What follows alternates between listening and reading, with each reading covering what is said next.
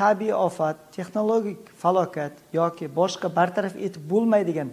holatlar natijasida zarar yetkazilganligi, budjetni moliyalashtirish ko'zda tutilgan yoki ko'rsatilgan xizmatlar haqini to'lovlarni kechiktirilganligi, manfaatdor shaxs soliqni bir yo'la to'lash oqibatida uning nochorligi, bankrotlik alomati paydo bo'lish xavfi yuzaga kelganligi, manfaatdor shaxs faoliyatini 3 yildan ortiq vaqtdan buyon amalga oshirayotganligi hamda hisoblangan soliqlarni o'z vaqtida to'lab kelganligi, ammo moliyaviy ahvoliga ko'ra soliq qarzini belgilangan muddatlarda to'lash imkoniyatiga ega bo'lmaganligi, manfaatdor shaxs faoliyatini 3 yildan ortiq vaqtdan buyon amalga oshirayotganligi hamda hisoblangan soliqlarni o'z vaqtida to'lab kelganligi, ammo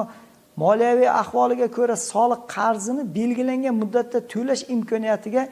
ega bo'lmagan bo'lsa, shu asoslardan loaqal bittasida soliq qarzini to'lashni kechiktirish yoki bo'lib to'lash imkoniyatiga ega bo'lishi mumkin.